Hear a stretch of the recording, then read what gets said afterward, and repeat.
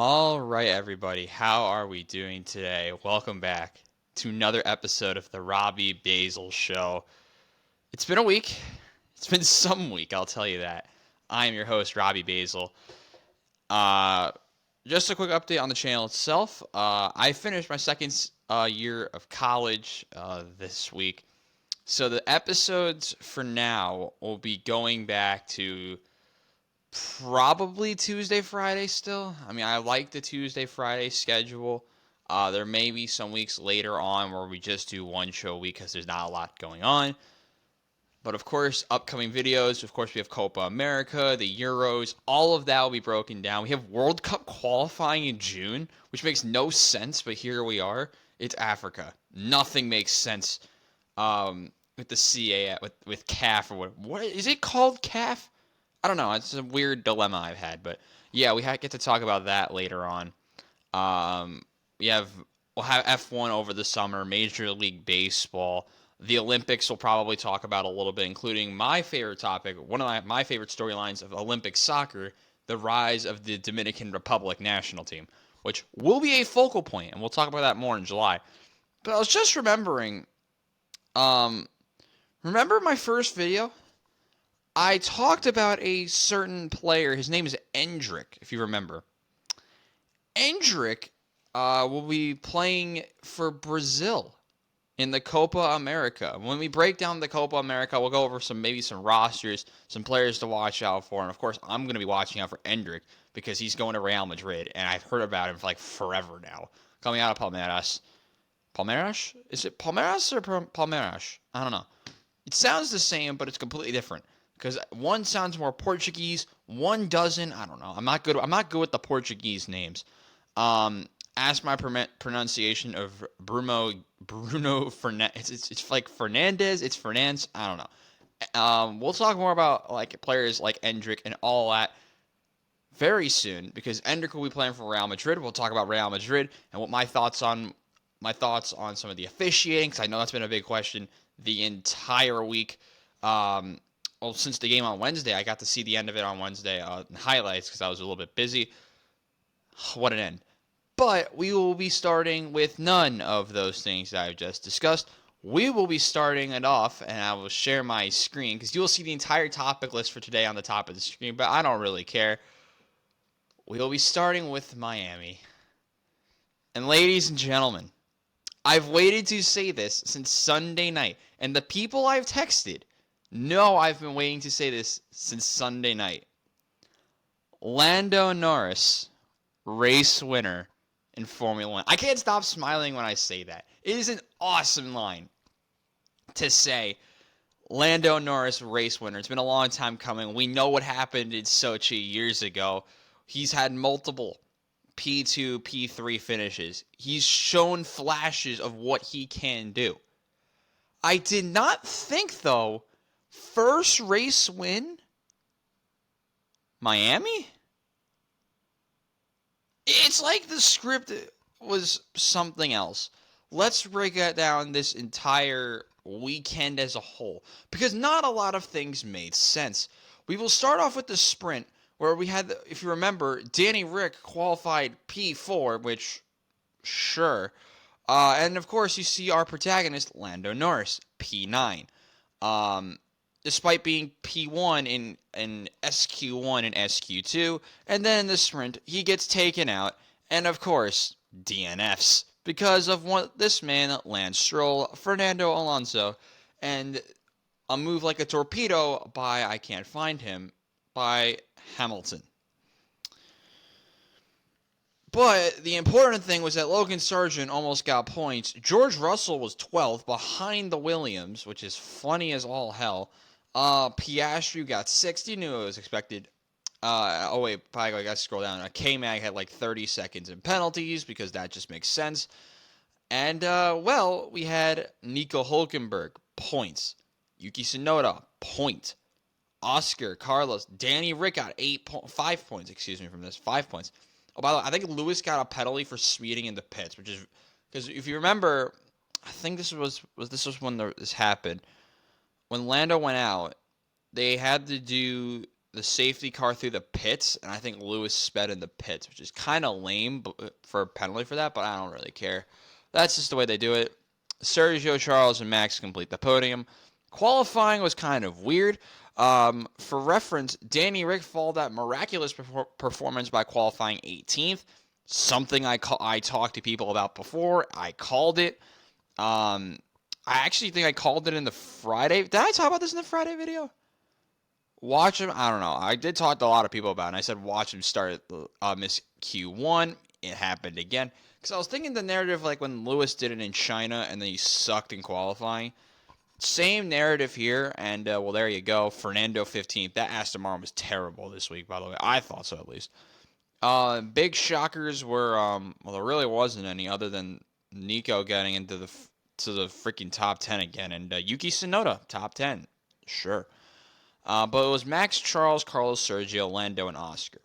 And early on in the race, we saw a very interesting moment where Sergio Perez acted like a former Red Bull driver in Danny Kvyat, and he rocketed up at the inside. He locked up, and he almost took out Max. I think he almost took out, was it Carlos Sainz? Was it Sainz? I don't remember. But he dove straight, locked up, went off the track. It was the weird. I was like, I wish I recorded my reaction to the race because I was stunned. I could not believe Max was still in the race. And Max was even surprised himself in the debrief. That's actually pretty funny. Actually, the cool down was that part. And he's in the room with Lando and Charles Leclerc, and he's watching the whole thing unfold again on the replay. He was like, "Oh my God, how the hell was I still in the race?" Yeah, great question. The big thing of how Lando actually did this, we'll pull up the result now, with Lando winning just for you guys. The big thing that happened was, one, Oscar got some damage in a battle with Carlos. Unlucky. That's the way I'm going to put that. It's just, I don't know if Carlos got a penalty for it or not. I don't remember. It was a decent amount of days ago. But the other big thing from this was, if you remember, Lando stayed out a long time. We had the VSC because Max ran over a cone. That was actually pretty funny because if you remember that really slow chicane before that long straight towards the end of the lap, 13, 14, and 15 are the turns. There's this orange cone just to alert the drivers where the turn is. Max locked up and just ran over the cone, which I thought was hilarious. And then Max said it perfectly at the end. Yeah, I didn't like it, so I ran it over, tested the front wing, the usual stuff. And, well, that resulted in a VSC, saving Lando Norris's tires. And then we had the safety car from a crash between Kevin Magnussen, who has been like a protagonist for penalties this week, and Logan Sargent, who I think is going to race his last time in the United States as a Formula One driver. Possibly, probably. I was really sad because Logan actually, he got P10 in the sprint. Like, off the rip, he did something right. But yeah, it was not a good weekend for Logan, especially being from the Florida area. He's from Fort Lauderdale. Kind of sucked to see him go out the way he did. He didn't leave Kevin enough space, but Kevin also dove into the corner. They dived to try to overtake, which is really stupid. I thought it was Kevin's fault. A lot of people thought it was Logan's, but I'm going to side with Logan here and think it's Kevin's fault. But they were both out. That resulted in the safety car. If you remember, you have to keep your speed, called a delta, something called positive. And based on that, Lando got a free pit stop. And with the delta speeds, he pitted from first, stayed in first, and was better on the hard tire, which Max struggled with. I will say that. A lot of cars struggle with the hard tire. The big thing from this week was how good a lot of cars were on the mediums, and everyone else was terrible on everything else. Particularly the softs in SQ3 I thought was weird. Q3 was odd. And then the hards at the end, it was a very weird race. But Lando Norris wins a Formula One race and finally causes some chaos. So let's look at the driver standings through week 6. Max leads Perez. Lando shoots up into tied for 4th with Carlos Sainz. Leclerc is 3rd. Perez and Max are in a league of their own. Apologies if you hear any background noise. I am in my house. It's a little bit different of a setup today. But Russell's 7th, and Alonso, Hamilton, Yuki, Lance, Ollie Behrman, if you remember from a couple of weeks ago, saddened for Carlos. I think that was not. Was that Saudi? That was forever ago.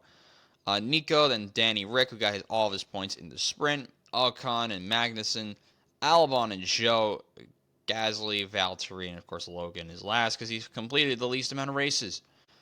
But Formula One was absolutely wild, and I kind of kept with the theme here of racing because this is if you remember, for those who are in Mineola, this was from this is from the state qualifier I ran in 2022, which is nuts that this was 2 years ago. I ran in that now. I'm a month away from 2 years ago. It's from around the time when I was, which is ridiculous. But I went with the racing theme today, so I don't have a clean Ferrari shirt. So I wore it on race day. But that in itself was already crazy enough. We have playoffs to talk about, but we're going to talk about some news that just happened, and that is with Kylian Mbappe. Now, Kylian Mbappe announced that he's leaving PSG, but we already knew this. It's kind of odd that he announced it now.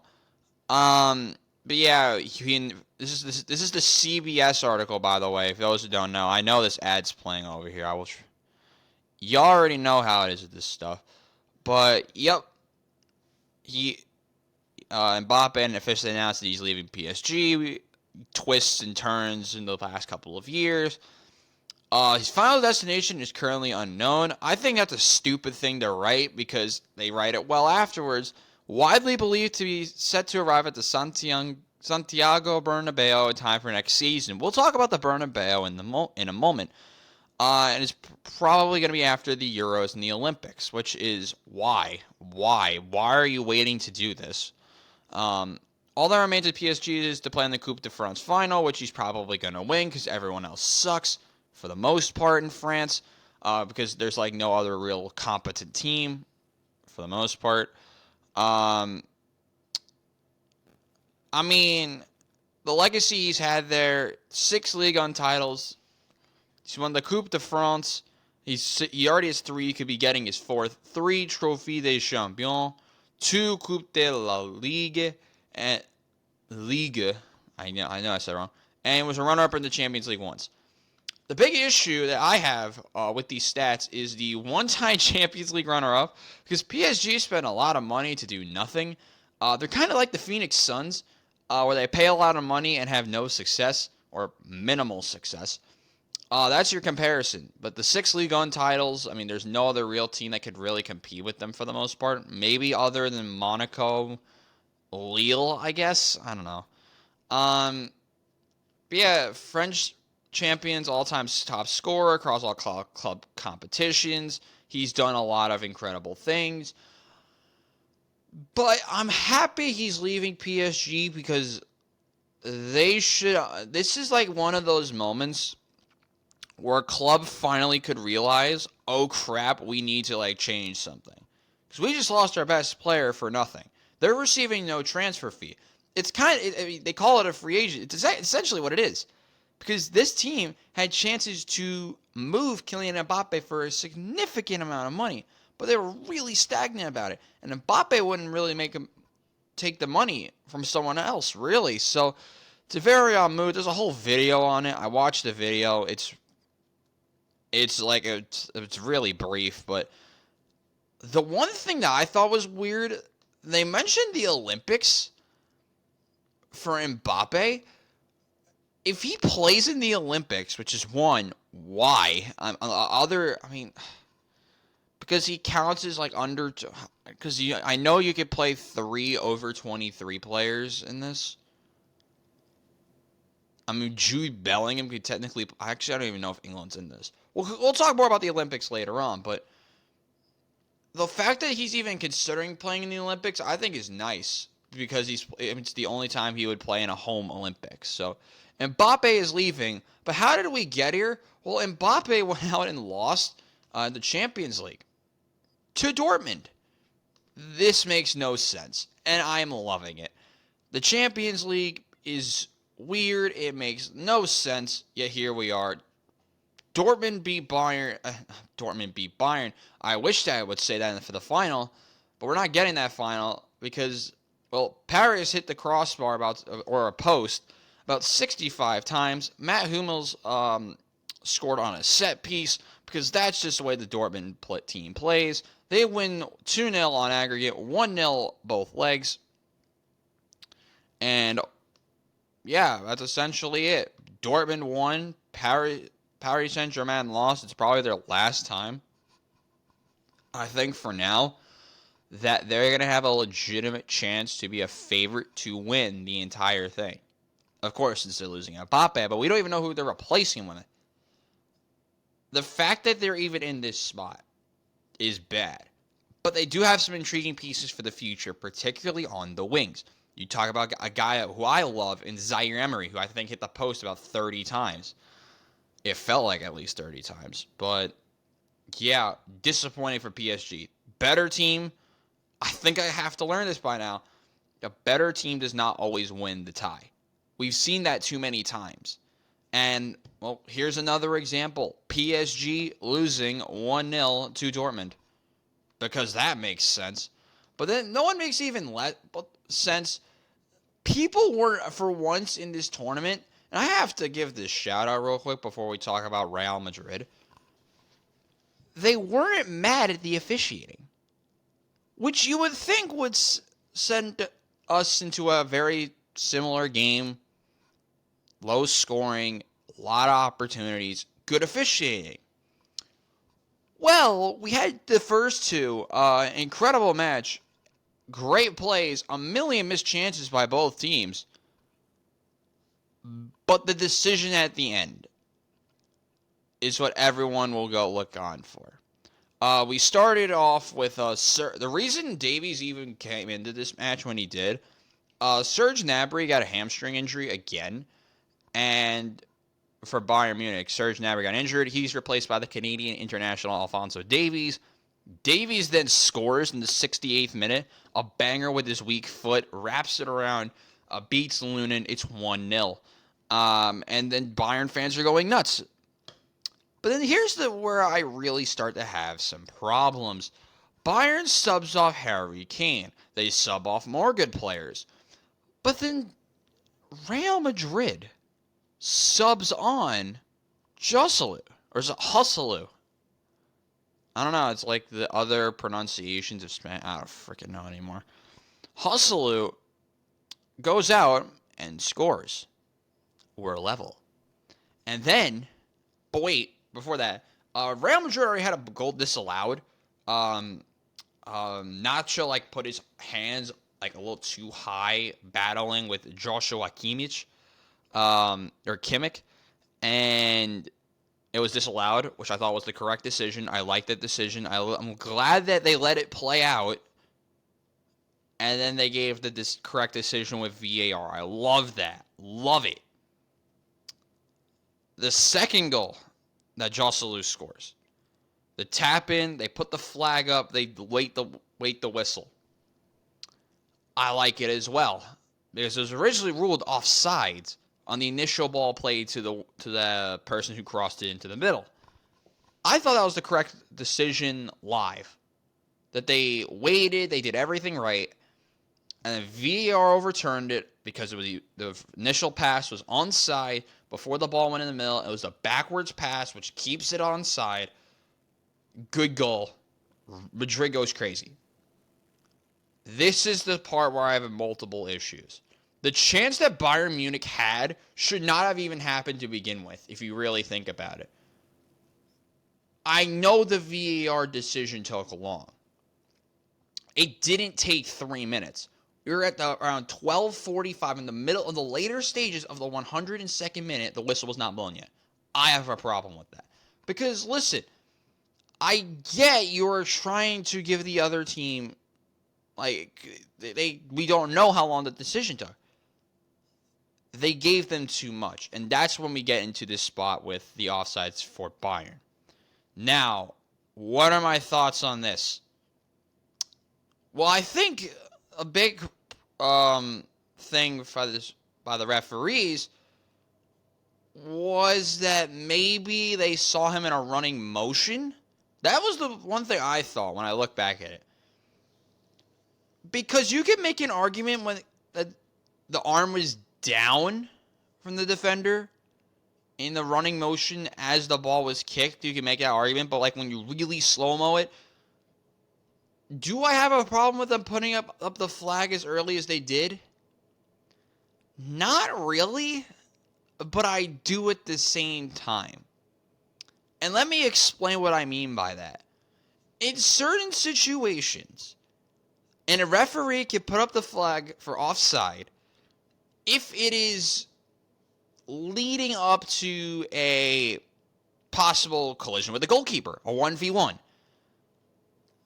The ball being knocked down and then essentially seeing a maybe 1v1.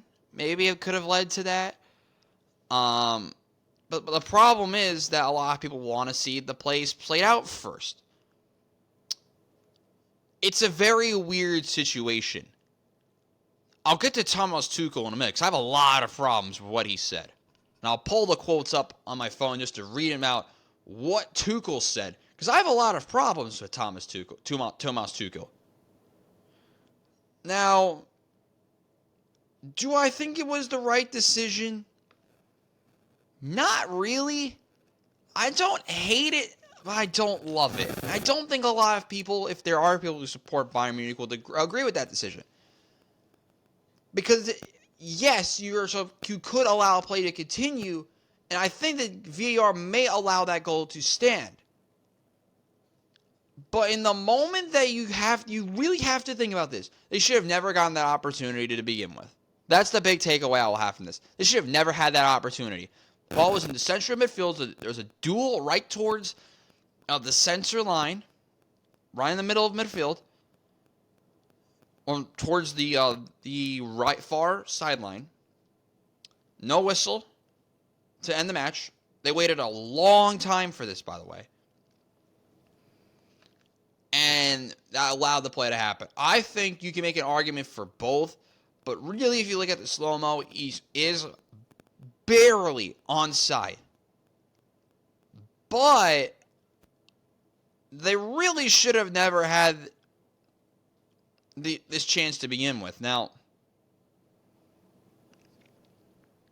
Thomas Tuchel, I like you, man. You're a good dude.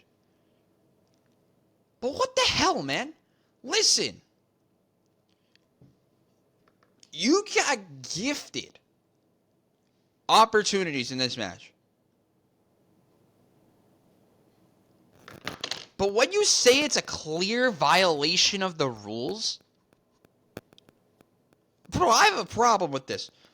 Absolute disaster for the referee. Possibly, Mr. Tuchel. But when you sub off some of your main attacking players, the question should go on you more. You sub off... Let's look it over. Let's look this over. No, I'm actually frustrated with this now. Timeline. Bring it up. Bring up the timeline. We need the substitutions list towards the end of the match. Yeah, we'll ignore that, but he subs off Kane for Choupo-Moting. Jamal Musiala. He subbed off Leroy Sané. We know about the Gnabry injury. That sucked. But in comparison, the opposition goes more attacking.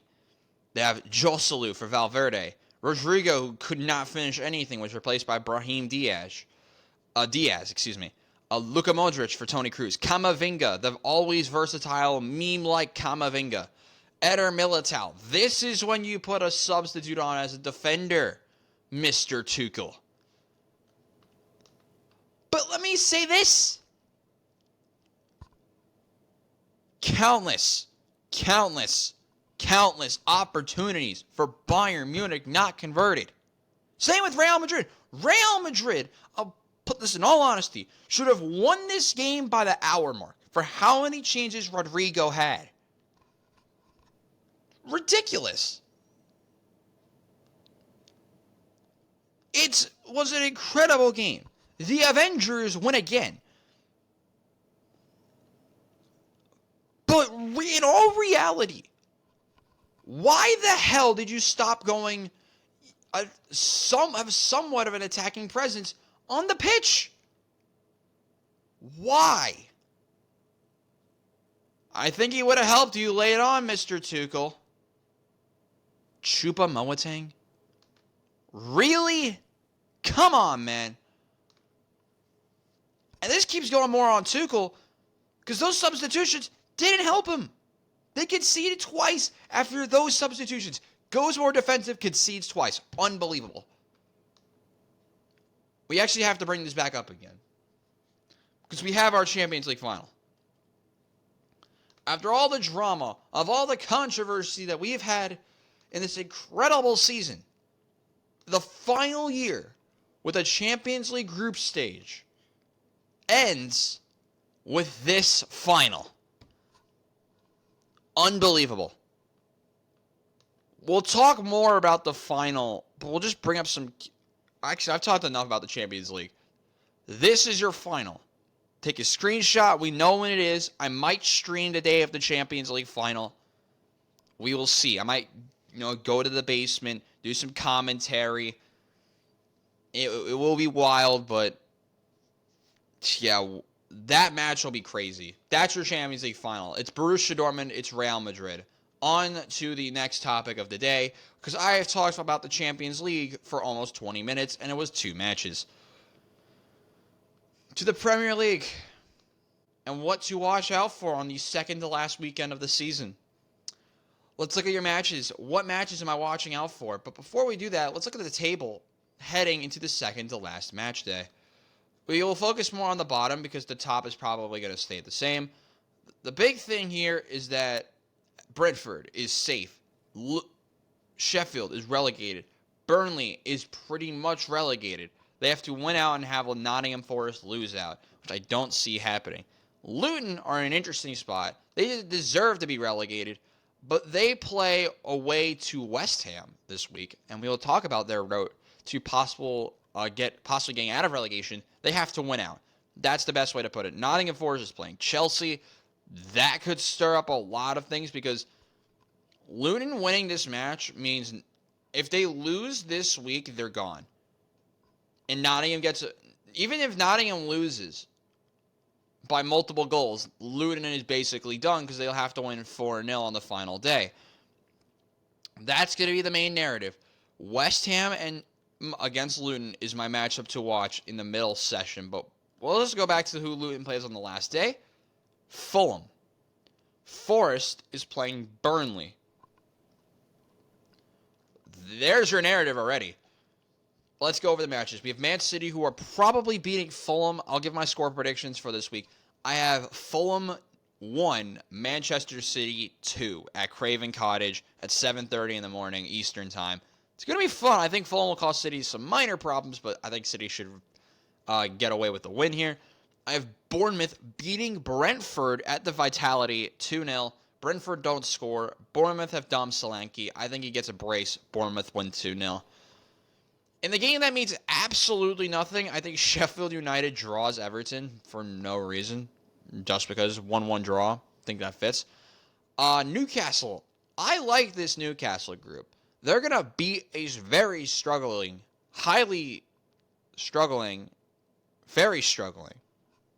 English. Brighton, Hove, and Albion. I have Newcastle 2, Brighton 1. I have Spurs beating Burnley 2-0. That's a good narrative. I think Spurs get the job done against Burnley. We'll talk about West Ham Luton in a minute because that's my game of the day for Saturday. Wolves, I think, are going to draw Palace. I think this game is a 1-1. I think it's going to be balanced. I think both teams do a lot of things right. Crystal Palace still, I think, are carrying the momentum from that game against United. That 4-0 win against United last week. I think Crystal Palace draw Wolves. Then I have Nottingham Forest losing at the City Ground to Chelsea. I think Blues win this one 2-1.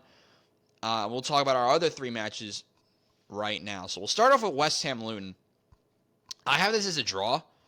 Luton are going to have to go full out attack to have any form of a chance. I think they do. I think Luton Town go out and get a goal, get a draw, and we'll send it to a very interesting final day. I have a 1-1 with West Ham and Luton. Aston Villa against Liverpool. I'm saving this game for last. Aston Villa and Liverpool, a game that could really determine both teams this season. I have Liverpool winning this one 1-0. I think it could go back and forth. I think it's going to be very similar to the first half of the Real Madrid game from Wednesday. Countless opportunities, no finish. No balls in the back of the net till late. I have Liverpool winning this one. Late goal, they win 1-0. Arsenal against United. We saw how that United team played against Palace last week. But sometimes when Arsenal plays teams that got battered the week before, Arsenal struggle, especially when it's on the road. I think we see something a little bit similar. I have Arsenal winning, but it's not going to be convincing. I have Manchester United 0, Arsenal 2. I think it's going to be a kind of similar, not really similar to the first game. We know how the first game went. Arsenal late winner. They scored again, 3-1. They had that goal disallowed, which was correct. And now we have this game. Arsenal in must-win territory. Get it done. I have, of course, the score once again being Manchester United 0, Arsenal 2. What other games will there be in the midweek? This is the game that will determine the whole season. Spurs and City. Now, we'll be recording the video for that day after Spurs, and I should probably record it after Spurs and City. Wednesday, we have Brighton, Chelsea, and United and Newcastle. And then the last day, all of this, we'll break it down for you on Friday, because all to play for in the Premier League. Relegation spots could officially be sealed on Sunday, by the end of the day Sunday. We could have a possible Premier League winner at the end of the day on Sunday. It's possible. But the Premier League, all to play for.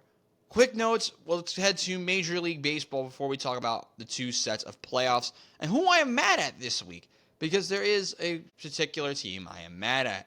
Well, a fan group at least. Major League Baseball has made no sense. The Baltimore Orioles continue to do... This is pretty much what I was expecting. Boston, 3rd, weird. Toronto in 5th. They've not played well as of late. They've lost 6 of 10. A team that's been catching fire, though, is the Minnesota Twins. They've won 8 of their last 10. They have the returning Johan Duran.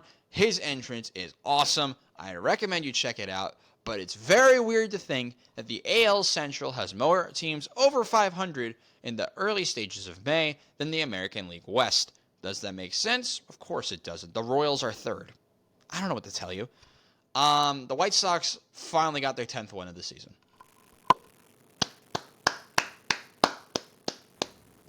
Took them 38 games to do it. Unbelievable.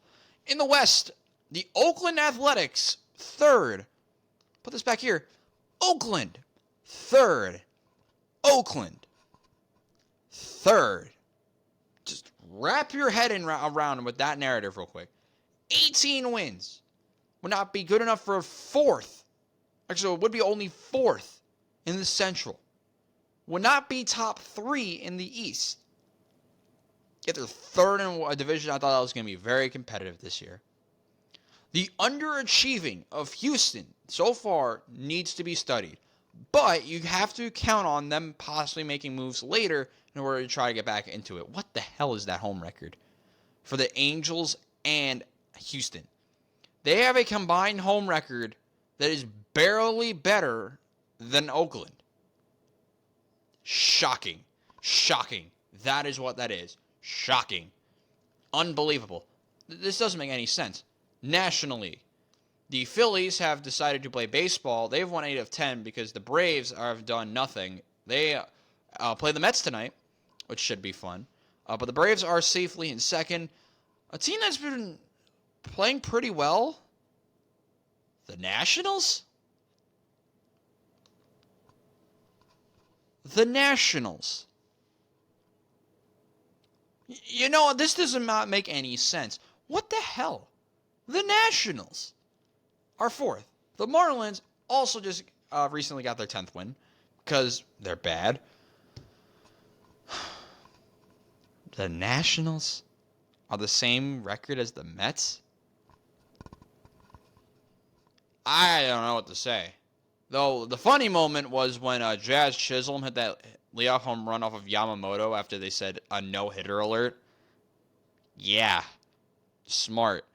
Out west, the Padres are somewhat living up to their potential. The Giants are underperforming. The Diamondbacks are underperforming. And the Rockies are doing what we kind of all thought they would do. Dodgers are underperforming yet have a 6.5 game lead already because that makes sense. And nothing else is normal over there. In the Central, the Reds have lost 8 straight and have fallen off a cliff. They are now 6 games back of a solid Milwaukee Brewers squad who are dominating everyone, led by a 14-8 road record. I believe that is the best in Major League Baseball. Very impressive by the Milwaukee Brewers. They are 22-15, half a game better than the Chicago Cubs. The biggest narrative of the weekend, though, will be with the Pittsburgh Pirates, as they have called up Paul Skeens to pitch tomorrow in his Major League debut. I'm excited to see how that goes. Dude throws gas. That's all the Pirates can hope for. Pirates are a franchise recently that have had no hope, but they have had a decent start to the season. They're only 5.5 games back in May. That's not terrible for them. A team that's had no expectations doing okay. That's a good thing. Usually is a good thing. But, yeah, interested to see how Skeens does. You can watch that game on Saturday. Saturday is when Skeens' debut is. To the Stanley Cup playoffs, and to a lot of people's surprise, we could have a series end tomorrow, actually. But let's talk about what has happened so far. The New York Rangers, to a little bit of a surprise, have gone to a 3-0 series lead. They have done this by winning back-to-back games in overtime, in every game by 1 goal. This just shows you how balanced this series is. Yet the Rangers' higher quality in certain areas are why they're winning this game. You saw a nasty finish in the end in overtime yesterday. Artemi Panarin looks great. Chris Kreider's shorthanded goal yesterday. They've done a lot of things right. And the Rangers, I don't think should be 3-0 up, but they are 3-0 up. I think it should be 2-1. Carolina deserved to win Game 2 more.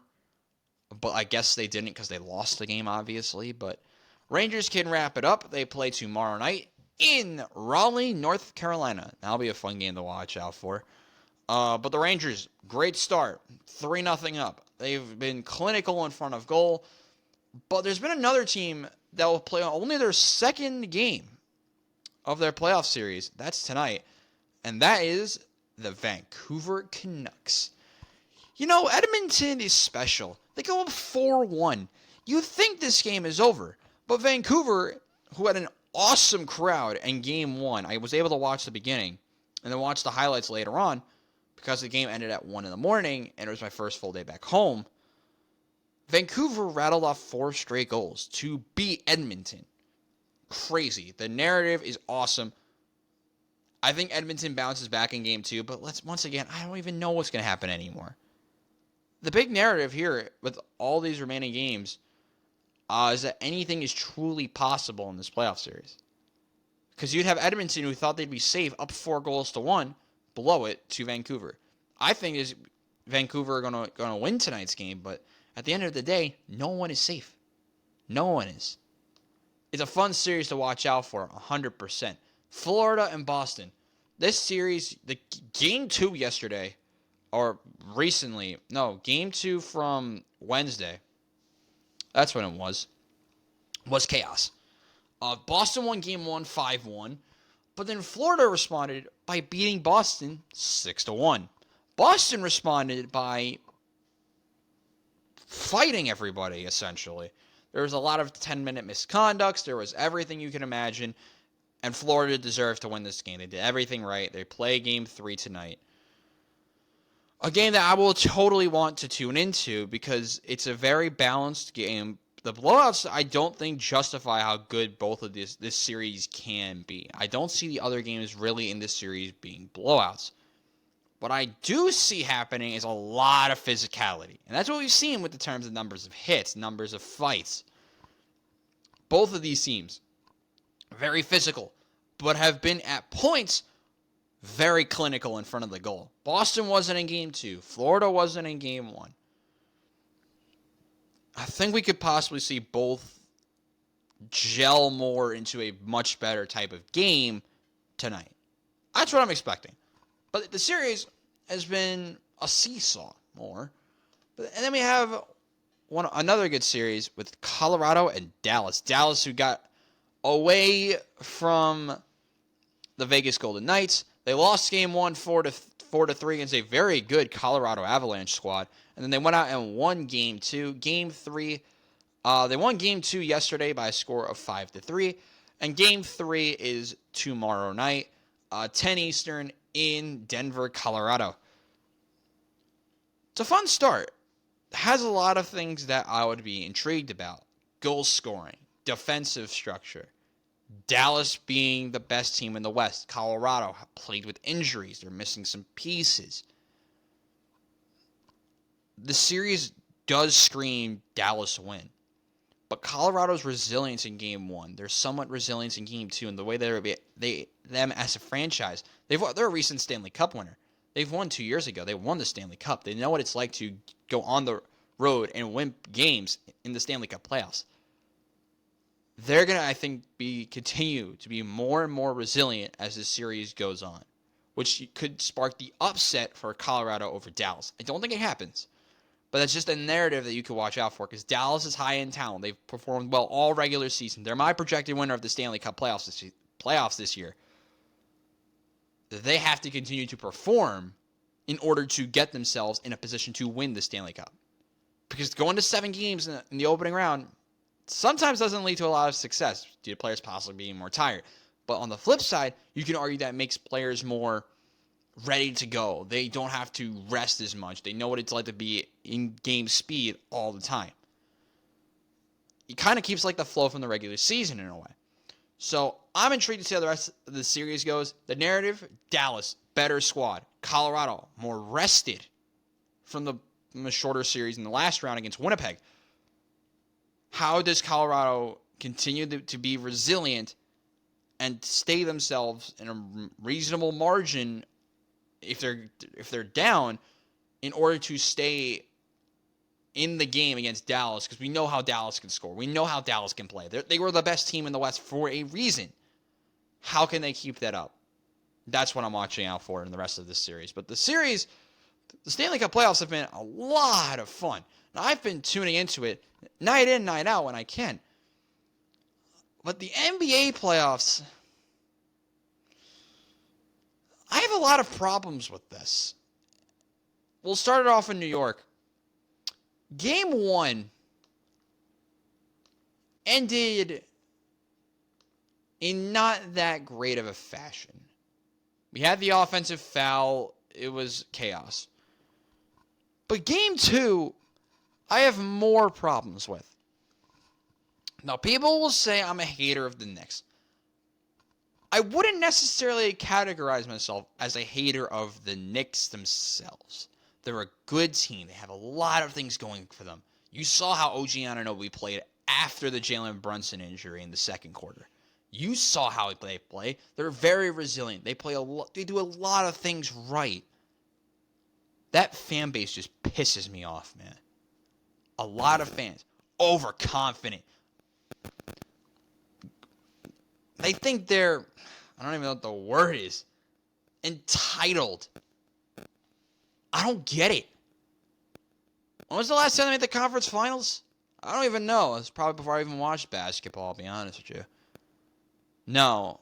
Had to be, I don't even know. But the entitlement is crazy. I think it's a problem with Madison Square Garden teams to an extent.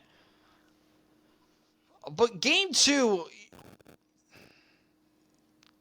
if they play it like how they did in the first half, again, against most other teams, the Knicks would have gotten blown the hell out. But you remember they're playing the Pacers, a Pacers team, inexperienced, young, a lot of future potential. And the Knicks, using their high-end talent, capitalized on said narrative.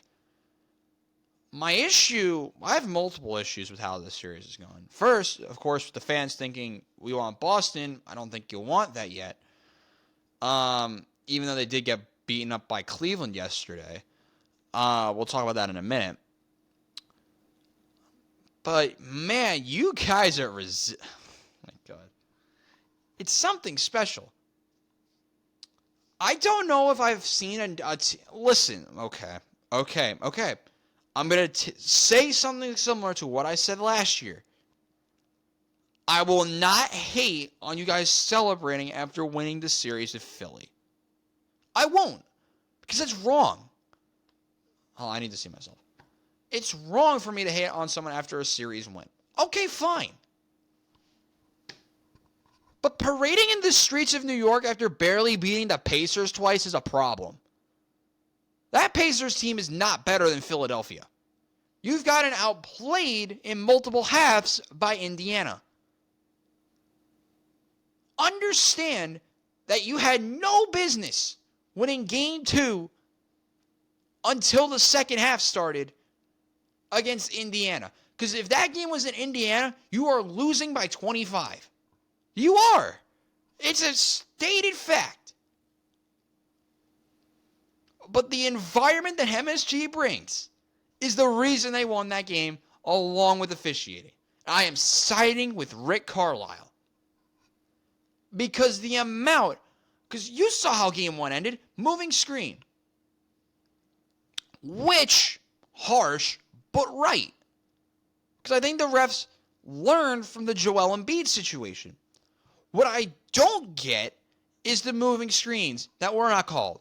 Hartenstein, multiple times. Mitchell Robinson, multiple times. You saw the amount of things they sent to the league. I can't blame Rick Carlisle for this. I don't blame him getting thrown out. He had a legitimate argument. And people are going, oh, he's a crybaby. That. Josh Hart is the biggest crybaby of this entire series. You saw the way he acts after getting fouls. Come on. You can't go after Rick Carlisle because his team has been screwed in both games. And I say that as an unbiased perspective. You can argue that I'm a hater of the New York Knicks. I am not a hater of the New York Knicks. I am a New York guy through and through. But you cannot tell me that the Knicks are so much better than Indiana in this series. You can't. We will really see how resilient this team is tonight when they're without OG Anunoby. And possibly without Jalen Brunson. Because if they're without Brunson, you could start to really make the narrative that this team is a one-man show. Again, it's like that with Julius Randle. And they have DiVincenzo, Josh Hart. I would pick Indiana to win tonight's game if they're without Brunson and OG. I think it's going to be close regardless. It's going to be a fun game to watch out for. But my God, Knicks fans, what the hell is wrong with you guys? Y'all are something special. But I will say this. You guys are not as bad as the fans of the Celtics. I know I'm calling out fan groups today. I'm coming with vengeance. I'm coming out with the energy from being a week off. Not having a week to talk about this. The Celtics went out and got blown the hell out by Cleveland yesterday. In a game that was, I'd call it, disappointing.